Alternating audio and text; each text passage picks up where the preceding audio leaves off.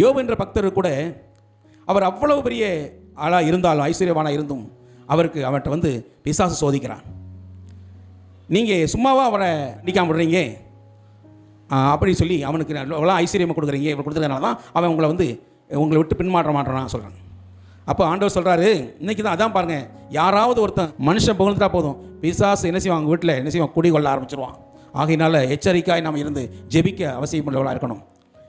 அப்போது அந்த பிசாட்ட ஆண்டவர் சொல்கிறாரு, இவனை என்ன செய்ய, ஆண்டவர் அவன்கிட்ட ஒப்பு கொடுத்துட்றார். நீ என்ன வேணால் செய், அவன் உத்தமத்தில் உறுதியாக இருப்பான் என்று சொல்லுகிறார். அதே போல் முதலாவது என்ன நடக்கிறது என்றால், அவனுடைய யோபின் உடைமைகள் பறிக்கப்படுகிறது. அந்த யோபின் புஸ்தகம் 1:13-22 வரை படித்து பார்ப்போனால் யோபின் உடைமைகள் பறிக்கப்படுகிறது. அவருடைய எல்லா ஏறு மாடுகள், கழுதைகள் எல்லாம், பிள்ளைகள் எல்லாம் பறிக்கப்படுகிறது. அறிக்கப்பட்டாலும் கூட அவன் சோர்ந்து போகாதபடி ஆண்டவர் நாமத்தை மையப்படுத்திட்டே கொண்டே இருக்கிறான். அதன் பின்பாக சரீரத்து சுகத்தில் என்ன செய்கிறான், கை வைக்கிறான். பொக்குளங்களால் எழும்பி நல்ல ஆற்றம் எடுக்கக்கூடிய அளவிற்கு அந்த புண் இருக்கிறது. அவனால் சகிக்க முடியாத வேதனை, பிரச்சனை அதிகமாக இருக்கிறது. ஆனாலும் ஆண்டவரை ஒரு வார்த்தை கூட குறை சொல்லவில்லை. ஆம் அருமையானவர்களே, இன்னைக்கு அநேக நேரங்களில் நமக்கு ஒரு சின்ன பிரச்சனை வந்துட்டா, ஆண்டவரே உங்களுக்கு கண்ணு தெரியலையான்னு சொல்கிறோம். வாரந்தோறும் சர்ச்சுக்கு வரேனே, நான் காணிக்க கொடுக்குறேனே, நான் இத்தனை ஆத்மாக்களை கூட்டு வந்தனே, எனக்கு இந்த பாடு, எத்தனை பேர் சொல்ல நான் காதில் கேட்டிருக்கேன். நான் ஊழியக்காரன் வந்தால் நல்லா சாப்பாடு ஓடுவேன், காணிக்க கொடுப்பேன், இப்படிலாம் சொல்கிறதை நம்ம கேட்டிருக்கிறோம். அருமையானவர்களே, என் பிள்ளைக்கு மட்டும் திருமணம் ஆக மாட்டேங்குது, நான் எத்தனை பிள்ளைகளுக்கு நான் வழிகாட்டினேன், என் பிள்ளைக்கு மட்டும் நல்லது நடக்க மாட்டேங்குது, இப்படிலாம் சொல்லுகிற மனிதர்களை பார்த்துருக்கிறேன் அருமையானவர்களே. ஆனால் இங்கே பார்க்குறோம், இவன் ஒரு வார்த்தை கூட குறை சொல்லவில்லை. அங்கே அப்படியாக இருக்கும்போது தன்னுடைய நண்பர்கள் கூட அவனை என்ன செய்யறான், பரிகாசம் பேசுகிறார்கள். இவன் உத்தமத்தில் பெரிய உறுதியாக இருக்கணும் அப்படி என்று அவர் உத்தமத்தை குறை சொல்லுகிற நண்பர்கள் கூட வந்தார்கள். அப்பையும் கூட அவன் என்ன செய்யலை, அங்கே குறை சொல்லவில்லை, உத்தமத்தில் உறுதியாக இருக்கிறான். சரி, கூட இருக்கிற மனைவி என்ன சொல்லுகிறாள், அவனை மிகவும் பரிகாசம் பண்ணி அவனை மிகவும் வேதனைப்படுத்தக்கூடிய வார்த்தைகளை பயன்படுத்துகிறாள்.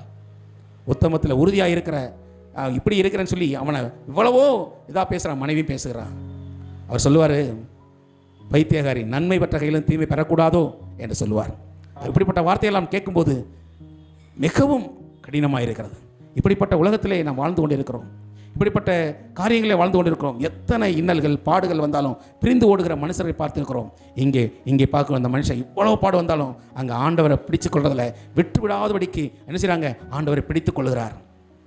அப்போ தான் ஆண்டவர் அங்கே அவன் வெட்கப்படுகிறான், தோல்வியை கண்டு சோர்ந்து போகிறான். பிசாசானவன் தோல்வி, முதல்ல உடைமைகளை பிடிச்சான், அங்கே தோல்வி. அடுத்து சரீரத்தை தொட்டான், அங்கே தோல்வி. மனைவியை தொட்டான், அங்கே தோல்வி. அங்கே நண்பர்கள்ட்ட மூலம் பேசினான், அங்கேயும் தோல்வி. வெட்கப்பட்டு அவன் போய்விடுகிறான். அங்கே தான் அதன் பின்பு தான் அவன் ரெட்டிப்பான ஆசீர்வாதத்தை தேவன் தருகிறான் என்று பார்க்கிறோம். அருமையானவர்களே, சோதனைகள், வேதனைகள், கஷ்டங்கள், பாடுகள் வரும்போது நீங்கள் ஆண்டவரை பார்த்து நீ குறை சொல்லாதபடிக்கு நீங்கள் பெற்றுக்கொள்ளும் போது, குறையே சொல்லாமல் நீங்கள் வாழும்போது ஆண்டவர் உங்கள் குறைவெல்லாம் நிறைவாற்றுவார். அப்போ நமக்கு சோதனைகள் வரும்போது, நமக்கு வேதனைகள் வரும்போது, நாங்கள் துக்கம் வரும்போது என்ன செய்யணும், படைத்த தெய்வத்தை பார்த்து சந்தோஷப்பட வேண்டும். உபத்திரப்பட்டது நல்லது, பிரமாணத்தை கற்றுக்கொண்டேன் என்று வேதத்திலே பார்க்கிறோம். ஆம் அருமையானவர்களே, உபத்திரப்பட்டது நல்லது. ஒரு மனுஷன் உபத்திரப்படும் போது மட்டும்தான் அவன் என்ன செய்ய முடியும், சரியான மனிதனாக மாற முடியும். ஒரு மனிதனுக்கு பிரச்சனை வந்த பிறகுதான் ஆண்டவர் உத்தமத்தில் உறுதியாக இருந்து தேட மனசு வரும். அவன் வாழ்க்கையில் அவனுக்கு தோல்வியே இல்லைன்னு சொன்னான், அந்த வாழ்க்கையில் அந்த வெற்றியை கொடுத்த கடவுளை பற்றி நிதானிப்பதற்கு அவனால் முடியாது. ஆண்டவராகிய இயேசு கிறிஸ்துவின் நாமம் மகிமைப்படுவதாக. சிடிஎம் ஏஜி சபையின் சார்பாக உங்களை வாழ்த்தி ஆசிர்வதிக்கின்றோம். எங்களோடு இணைந்து தேவாதி தேவனை ஆராதிக்க வாருங்கள். அபிஷேகம் நிறைந்த ஆராதனையும் ஜீவனுள்ள தேவனுடைய வார்த்தைகளும் எங்கள் திருச்சபையின் வாயிலாக நடைபெறுகிறது. ஆராதனை நேரங்கள்: பரிசுத்த ஆராதனை ஞாயிற்றுக்கிழமை தோறும் காலை 9 மணி முதல் 11 மணி வரை நடைபெறும். உபவாச ஜெபம் வெள்ளிக்கிழமை தோறும் நடைபெறுகிறது.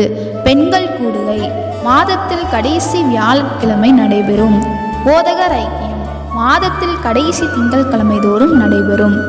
எங்களுடைய முகவரி 18 கொன்னவாயின் சாலை, SNR பெட்ரோல் பேங்க் எதிரில், மதுரை. தங்களை அன்புடன் வரவேற்பது பாஸ்டர் ஜெபசெல்வம். தொடர்புக்கு 8608529228 9789215567. கர்த்தர் தாமே உங்களை ஆசீர்வதிப்பாராக. ஆமேன்.